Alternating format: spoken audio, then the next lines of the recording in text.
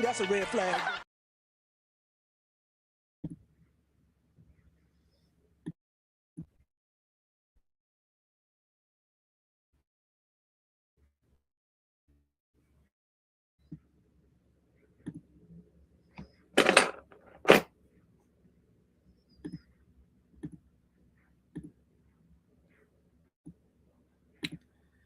Hmm.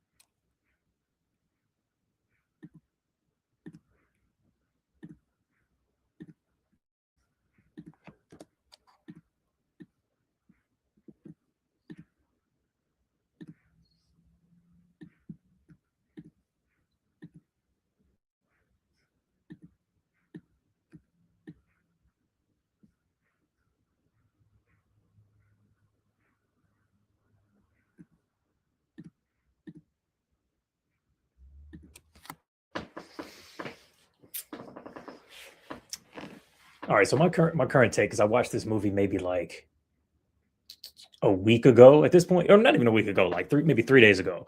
Also, let me know if y'all can hear me. Um, at first, I thought it was going to be like gender war bullshit, where everybody was just like, "Oh yeah, fuck the nigga," da da da da. But as I watched it, was like there were two key moments where it was very clear to me what both the director was saying and just what had happened in the movie itself.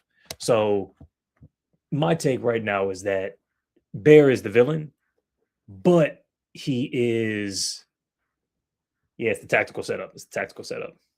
Um Bear is the villain, he is but he doesn't map or track very well.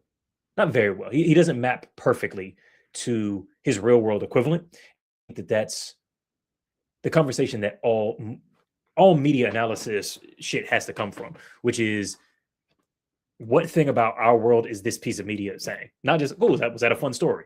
Because obviously the reason that this thing has gone off so crazy is because men who have dated women who they feel have treated them poorly or have acted crazy or whatever are like, oh, what is this? Or it's funny, or it's like, and then there's the incel angle, which is the danger of men who are lonely and can't find a woman and who are friend zoned and all this shit. Um, and then the third angle is men just being scumbags for their partners, controlling, manipulative, da da da, etc. Um,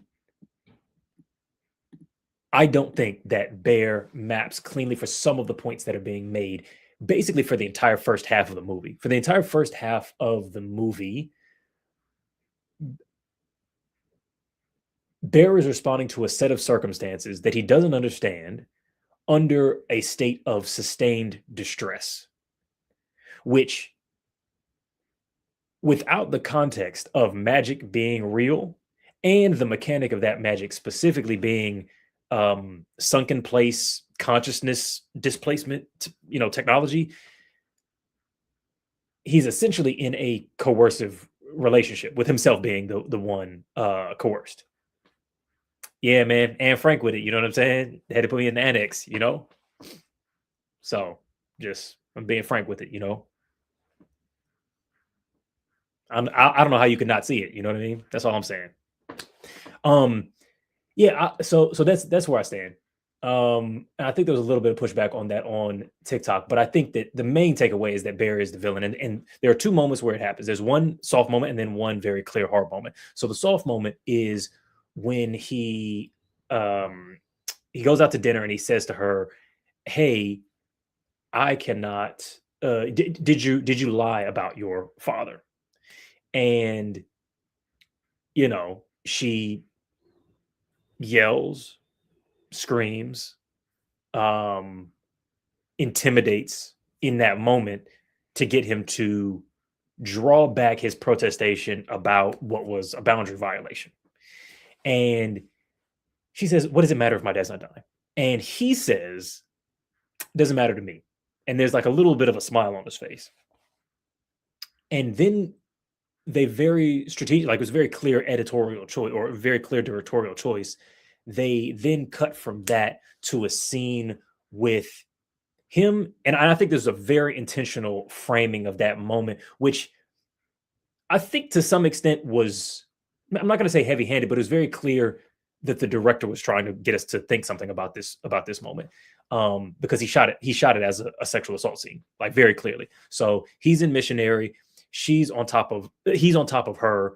Her face is looking off to the side, blank expression. She's not actively participating in the sex with her body. The sex is kind of happening to her. So that's the cut scene. So it's, I don't care that you've done something very out of character. Boom, cut to, I'm just happy to be fucking. That's what that cut is telling us in that moment. That the things that matter to him is, as long as I get access to your body, I don't care. But I think that the analysis, again, at that point, misses the fact that, yeah, misses the fact that without the context that Nikki's mind has been erased, Bear at that point is in a situation where he is not genuinely free to make a decision about his relationship to Nikki. From the moment that he makes the wish to that moment in the story, she consistently shows, and when I say she, I mean like the demon version of Nikki who's been taken over, not real Nikki who's like stuck in the back seat, sunken place shit. That version of Nikki has repeatedly coerced and manipulated and abused him verbally, emotionally, psychologically to get him to do the things that she wanted. When there are multiple scenes up until that point, which are directed slightly for kind of a tongue-in-cheek framing, but where he says no repeatedly. I don't want to do that. I'm not comfortable with that. Hey, you've done something that's hurt my feelings, and the behavior that stems forth from Nikki is screaming, yelling, self-harm, coercion, repeated requests, those kinds of things. But I think that the director, at least again in that scene of, I don't care that your dad has cancer as long as I get some pussy, I think that was the first soft scene. Now the scene that made me go, okay, there is now no longer in any ambiguity. There was ambiguity with regard to the situation that Bear found himself in, and I think there's even a primary attention that needed to be put towards the idea that Bear at some point in the story is a victim to relational romantic abuse at the hands of, like, I guess a possession, essentially, rather than Nikki herself, since we learn that she's not really there, but whatever this demon version of her is. But when real Nikki, in a moment of sort of like sleep talking, is able to speak through her own body past the possession of this, willow demon, whispers, "Hey, kill me. This is not the real me. Don't wake her up or she's going to take over again." And we also see those moments, which maybe, I think it's possible that the first couple, Bear didn't know what was happening, but we, maybe sort of guess and then slowly surmise that in those moments where Nikki all of a sudden like freaks the fuck out, it's that her real consciousness is breaking through for a moment. She's jumping through time, losing time, and going, "Fuck, why am I doing this? Where am I? Fuck, why am I kissing Bear all of a sudden? What happened? I was in the car. I was walking onto my porch, 15 minutes ago. All of a sudden, boom, I'm in a new space." Um, and so yeah, so we have this moment where she's whispering to herself, to him, "Hey, kill me." And his response in that moment out loud is to say, "What's so bad about being with me?" Which I think in a less high stakes situation is something that's fine to be mad about, you know. And I think it's very telling. And there's lots of interesting things to talk about the fact that they decided to put this incel stand-in character with a conventionally attractive woman who's also interested in him and that he says no to, which I think is again a very like politically intentional choice from the writer to go that like this, you know, Hollywood medium guy likes this really gorgeous girl in the friend group and wants to be with her. And there's a woman who like totally likes him, but he doesn't want to be with her. As if that's kind of some sort of moral failing, which I think is kind of ridiculous. Like you don't owe people liking you just because somebody else doesn't like you. Like that's the nature of the world. You like the person that you like, somebody else likes you, and you go, look, I wish that this person, like his shit just happened to come true. Anyway, he says, "Hey, what's so bad about being with me?" And in that moment, instead of responding to the fact that now I think it's relatively clear something is fucking going on. Something psychological is fucking going on that means that this person, even if we still at this point are not clear about the mechanic or the magic, this person is not well and is unhappy in whatever is going on. And you have now at this point a very clear, unambiguous obligation to go, what the fuck? Even if it's not, magic she's sunken in her own brain, it's like if she's going into fugue states, right? If she's split into dissociative identity disorder, and you're going, wait, shit, look, I'll fuck whichever body is giving me pussy. I'll fuck whichever consciousness is giving me pussy. That's the one that I'm picking. If that's a stance that you take at this point, you're a rapist, bro. At that point, you're a rapist. And he doesn't really start to take very clear, meaningful action until the behaviors really start to impact him, right? When he really starts to get controlled and really starts to get coerced. And so he really just didn't, at that point, it was clear that he just didn't give a fuck about Nikki or her well-being, and it's not lost on me that like the actress who plays Nikki is very conventionally attractive, which also feels very, like, did you ever really even like her, or was it just that she was good looking to you? I wonder if the movie would have been different if the actress playing Nikki were more plain looking or something like that. I wonder how that might have changed things, like what about her he loved other than like, yeah, she's bad. It happens to be nearby. So yeah, I think at that point, it's unambiguous.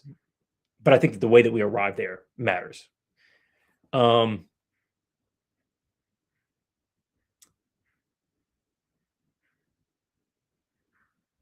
Let's see. Almost like an evil genie situation. Yeah, following the terms of the wish in the manner most harmful to the wisher and the wishee. Yeah, that's basically exactly what it was. And I realized that as we started to see the ways in which she sort of would do mischievous shit, and I'm saying mischievous very like litotically, because she would like making a shrine to the cat or feeding him fucking cat meat, because what's happening is one theory is that essentially what the wish willow is doing is that there's an interdimensional jinn, demon, spirit, whatever, who is tasked with bringing you your wish, and so they can do whatever is necessary in that. And one of their powers is possession. So what they're doing is overtaking the body of Nikki in this case, and all they have to do is enact the wish. This person loves you. This person, this body loves you more than anyone on the earth. Outside of that job description, the demon can do whatever the fuck they want. If they gotta kill motherfuckers, if they want to feed you, fucking cat meat, if they want to scurry around the place, if they want to watch you sleep, if they just want to be a little fucking creep, they can do that, And I think also there are moments where Bear tries to treat love as control, but I think that that's a something that you realize in relationships is that like just because somebody feels the emotion of loving you doesn't mean they're gonna treat you good and doesn't mean that they'll do the things that you ask, you know. In the same way that he loved her deeply, and when she asked him to kill her, he decided to continue sexually assaulting her. You know what I mean? Like essentially. So the demon Nikki was doing the same thing as he was in that moment.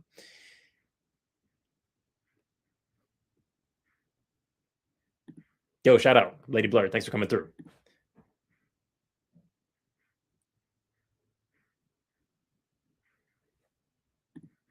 Yeah, and Lady Blur, what the thing that I was getting at before is that I think up until probably like the end of the first act, or maybe middle of the second act, I don't think it was clear. I think that some people arrived at that conclusion too early. That's my point.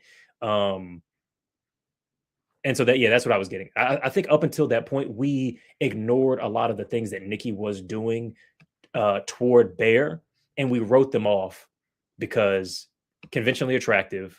There's some kind of magic. We know that he's the one who made the wish, and we know that magic works. So we try and map Nikki's behavior onto those things, but they don't map that way.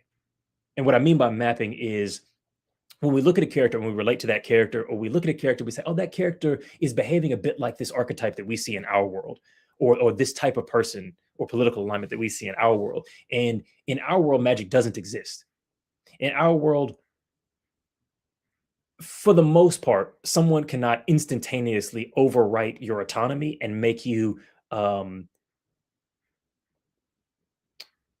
control and abuse them in pursuit of love.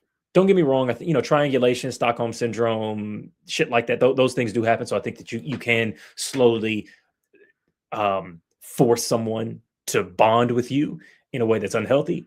But for the most part, in most relationships, when somebody says, I'm doing this because I love you, they're usually in the wrong. And that's what most of Nikki's behaviors were prior, from his perspective, prior to the point that we realize exactly the mechanic of what's going on. And I think that we just kind of, we ignored that because of the nature of the thing that's being presented to us. But if it wasn't a wish and your partner, and you say to your partner, hey, I actually would like to go home. Hey, I actually wouldn't like to sleep with you right now. I'm not sure what's going on. You're acting really strangely. You're actually kind of creeping me out. And they scream at you, prevent you from leaving, prevent you from hanging out with other people, make a scene and punish you for calling them out on dishonesty and lies that they used to manipulate you in the past. We have words for these things.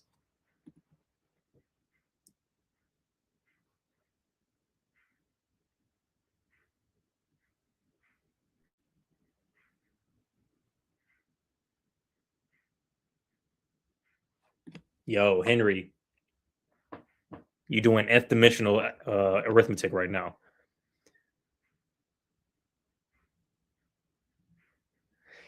Honestly, that shit was kind of crazy. Yeah, you know, honestly, that moment, um, the friend group thing, that yeah, something was going on because Sarah was like, "Damn, that bitch really cut her fucking head open with a bottle." Anyway, you want to come? You want to come in the car so I can hit on you and open this college application? Because really, Sarah was a little like, do y'all think that Nikki liked him? Because I had several discussions about this, but I thought it was intentionally ambiguous. Some people fell clearly on the no, she didn't. Yes, she did line. I was like, this seems intentionally ambiguous. And the director, what is it, Curry Baker or something like that? He was like, he basically did an American Psycho edit on it. Like he literally had her play the car scene in a I like you way and a I don't like you way, and then chop them together, which makes a whole lot of sense because to me, the like, you know,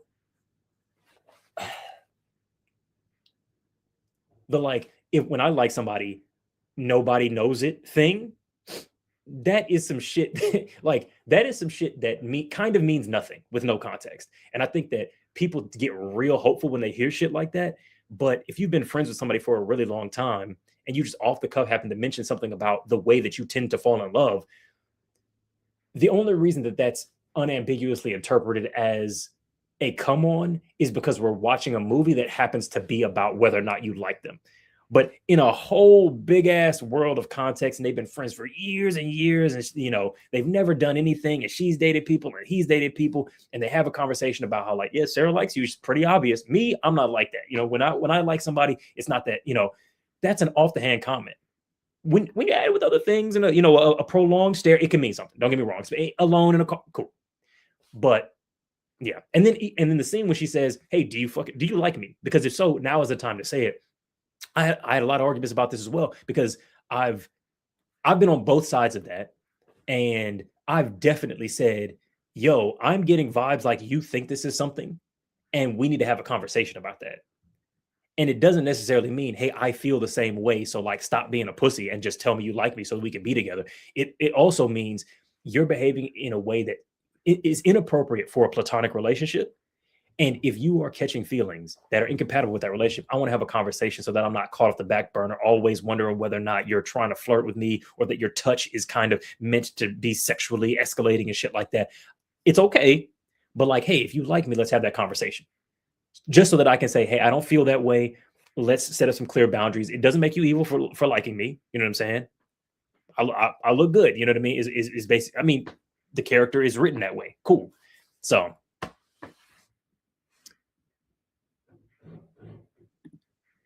is that keep chatting like I'm talking shit or keep chatting like you like what I'm saying? Um,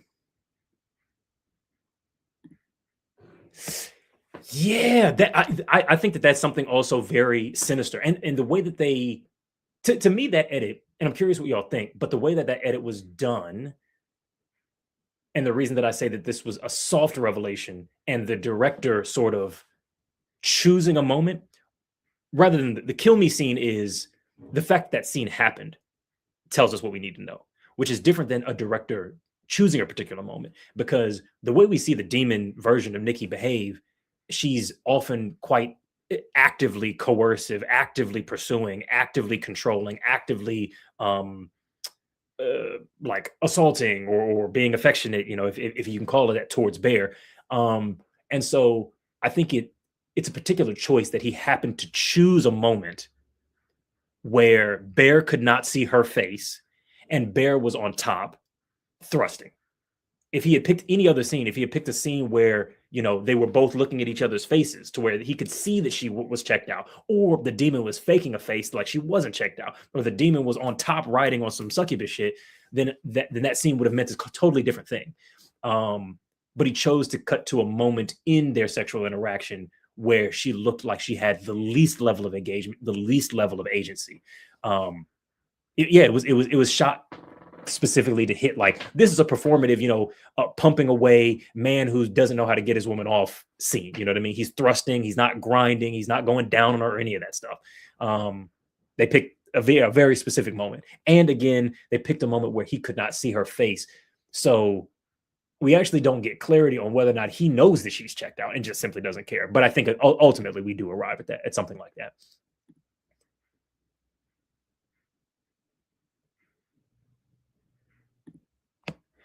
One of I think we moralize weakness a bit sometimes with these conversations.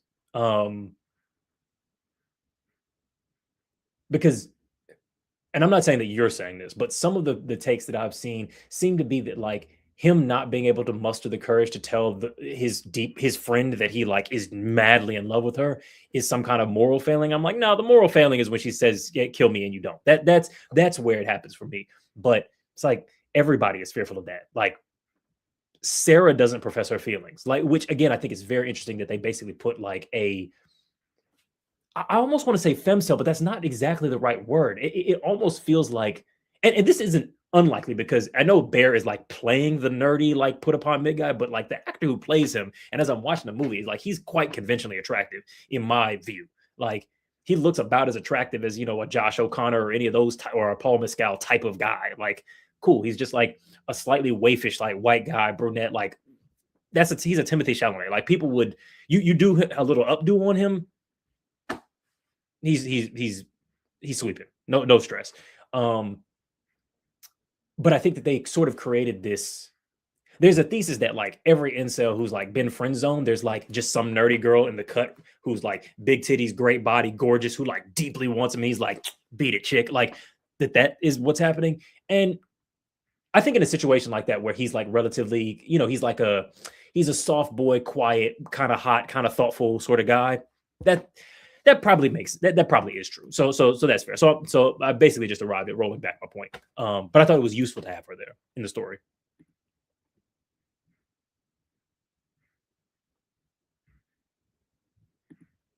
Mm, true. And because the fathead friend that he had felt like, I don't know, they felt like something that was opportunistic about it, which is that he was like not opportunistic. Just his other friend felt like more of a go getter. Um, so Nikki was fucking on him casually, not because like she deeply loved that guy, but because like, yeah, he's attractive enough, and like he was willing to ask me, so I don't have to do the work of like, oh, do you or do you like me back or what are we doing, kind of a thing.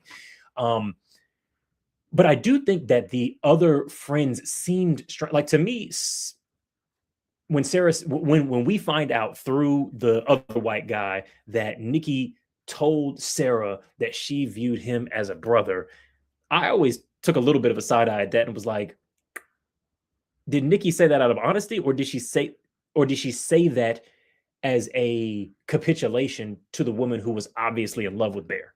Because that's some shit that you would say. I'm fucking old fathead over here. It's on some casual shit. Oh, you like Bear? Oh, don't even worry. Like I see him as a brother. You should ask him out. You know what I mean? Type vibes. And I think that people do that. They go like, hey, do you like anybody? Like you should see them. Like, yeah, maybe I have a little bit of a crush on you. Maybe I would be willing to do something with you, but maybe I just, would fuck you a couple of times and then get bored of it.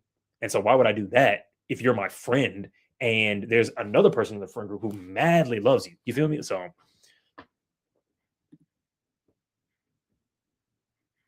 I'm about to head in about like, I don't know, 5.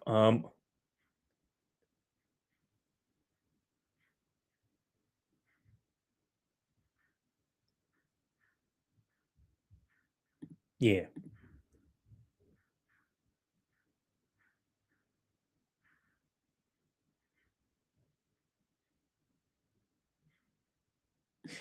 Again, he did not choose a magic fix. He had no. We know that magic exists. When he makes that wish, he's like, fuck it, whatever I wish it. We because the eerie horns that are playing in the background and the cinematic lighting and the zoom ins to the fucking box of the wishing willow and the title card at the beginning of the movie. He doesn't see that. He's sitting in the car. He doesn't get the soundtrack that we get. So he has no reason to believe that it's real. In fact, no other character who doesn't directly experience it in that movie believes it. That's why the dude goes, I wish for $1 billion, even though he has seen some insane shit happen. And which is it's actually such a funny movie trope because if my friend that I've known for a long time who is not fucking crazy says that the explanation for some crazy fucking shit is magic, I'm believing that shit immediately. Now, don't get me wrong, we might investigate to figure out if there's something else, but I'm not going to be like, oh, you're crazy, you're lying, dog. Like, I'm going to believe that immediately, especially if they're not a magical thinking tarot card motherfucker who says shit like that regularly. If they're a person who is generally a skeptic, generally does not have mystical thinking, and then all of a sudden they say, yo, my nigga, the reason Nikki is fucking in love with me, I made a fucking wish and it erased her fucking brain, and now she's a goddamn being the bitch. The first thing I'm doing is, all right, bro, what do we do? Tell me more facts. How can we, all right, if I make the wish, are you sure that'll work? Have you.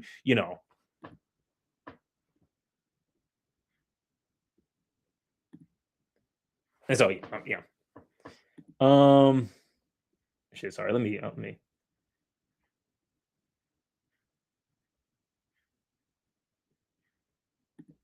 At which point? Because hmm, I think I agree. But do you find any of that in odds with the points that I've made so far? Bear being a predator. Yes, I think the Hansel and Gretel story was really fucking damning because the demon is making this little poem of like, you know, this woman, this body, she viewed you as a brother, and now she's compelled to deeply want her brother sexually. And I think that was a very interesting choice, directorially speaking, because they made a situation where and even in the story, and which is why I say that there's these coercive elements because the demon is abusing him. I think I can say that unambiguously. The demon version of Nikki is specifically abusing Bear and the people around him. And it's not reactive. That demon is specifically looking to harm, control, and hurt Bear. Hopefully that's not controversial. And so in that moment, he's basically saying like, or sorry, the demon is saying, you're my brother and I want to sexually assault you. Like that's what that story is, that you will, even though and that's an even deeper level of what's being done to the real Nikki inside. Because she's being forced to force her brother, which is some like next level,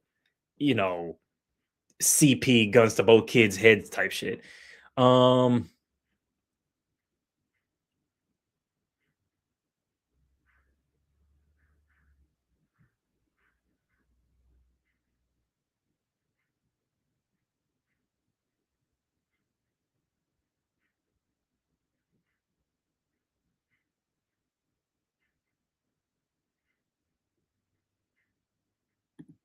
Yeah, pretty much.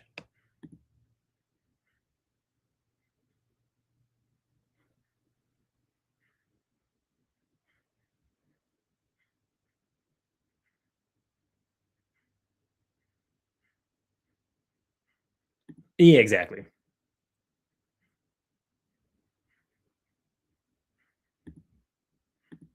What do you mean by this? The real relationship was possible. Bro just didn't want to shoot his shot because she wasn't possessed.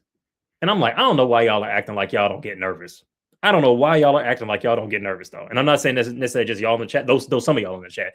But like being like I like you is fucking hard for every human being on the planet. Cause here's the other thing. If Nikki liked his ass, she could have said the same fucking thing. If Sarah liked his ass, she could have said the same fucking thing. And I think we're only looking at this a particular way because we've got gender ideas about who needs to have the courage to say that they like somebody.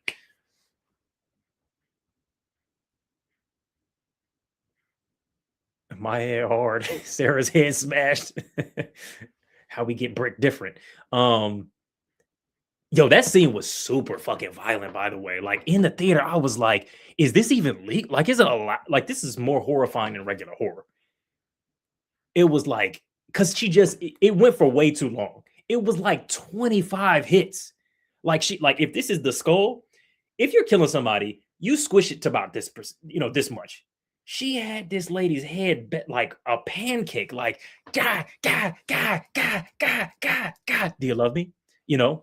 Which again, that's why I say when mapping it to the real world, these are abusive, controlling, triangulating behaviors. Obviously, you're talking to a female. Your partner is talking to a friend of the opposite sex. You murder that person, and then say this is your fault, but it'll be okay because I love you. Come on now. It's okay for us to say the demon was abusing him. Ooh, wait a second. Wait a second. Wait a second. No, that's a good ass point that I kind of missed low key. And which goes back to my previous point before, which is that I don't know if he liked her off of her. I think that he just thought she was bad, which I get the impulse. Sometimes you see a woman and you're just like, fuck, I think I want to spend the rest of my life with you. I don't really know you, but like you look like my idea of what a loving romance looks like. That montage where they're watching TV together, falling asleep, nuzzled into the crack of one another's neck, and they're cooking breakfast in the morning, and he puts a bit of pancake batter on her nose. You have that fantasy in your head as a guy or a girl for that matter, and you just go, well, here's the aesthetic of the person that would do this. You know what I mean? Here's what she would look like in my oversized t-shirt. Here's what she would look like with her, knee-high socks on or whatever the fuck. Here's what she would look like with her hair up, and that, it has nothing to do with her attachment style or her passions or what she wants to do in the world.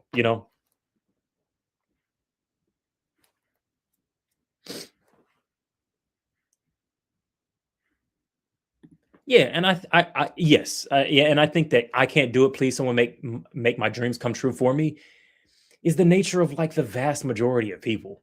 Like the vast majority of people don't quit the job. They don't say hi to for most of the times across most of their life. Like that's just human. That's just human. Most of us don't have the energy or the courage to fucking do every single thing we hope that we could. And life passes by sometimes. That's not evil. It's just human. All right. Let me see if I can get through these.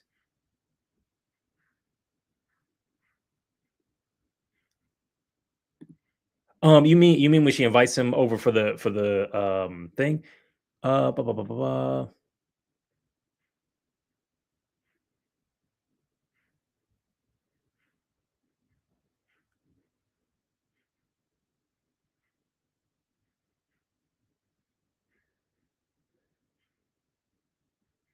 Oh, they cut the brick scene, man, because that shit had me fucking. I was like, what the fuck?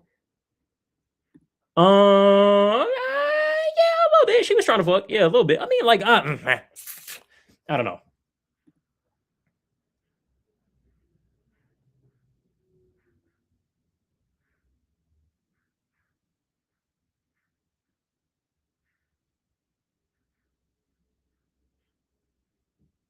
Oh yeah, she like fucking drew her fucking tattoos and shit on.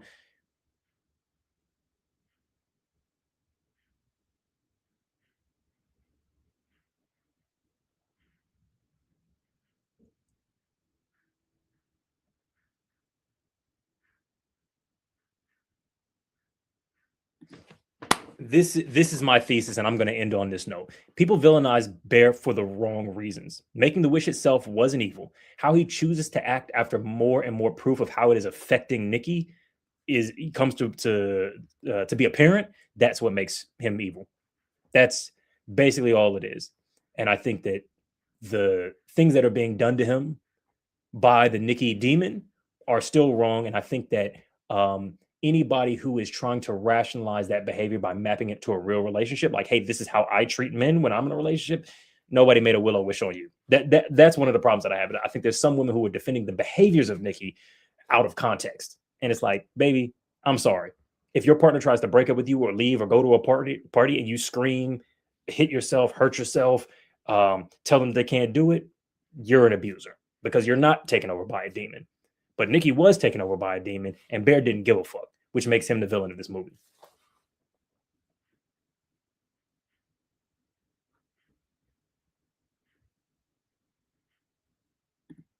It's straight up malicious. You're 100% right, Lady Aima.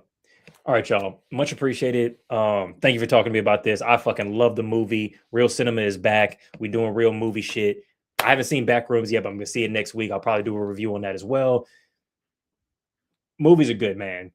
Keep giving A24 20 something niggas, YouTube niggas movie money. Bro, hey man, let me make a movie. Shit. A24. I'll let your boy, because I'll make something. I have 10 movie outlines and 3 like script treatments right now. Some good ass movie. I got 2 movies I know y'all would like that I've like half written. Low key. Okay. Peace, peace, peace, peace, everybody.